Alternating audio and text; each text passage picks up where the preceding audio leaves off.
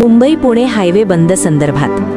मित्रांनो, मुंबई पुणे हायवे तब्बल 32 तास बंद राहिला आणि या 32 तासांनी हजारो प्रवाशांची अक्षरशः परीक्षा घेतली।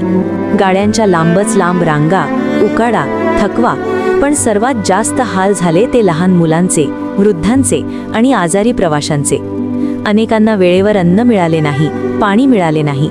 रस्त्यावर अडकून पडलेल्या कुटुंबांची अवस्था कल्पनेपलीकडची होती। हा फक्त ट्रॅफिकचा प्रश्न नव्हता, हा व्यवस्थापनाचा प्रश्न होता।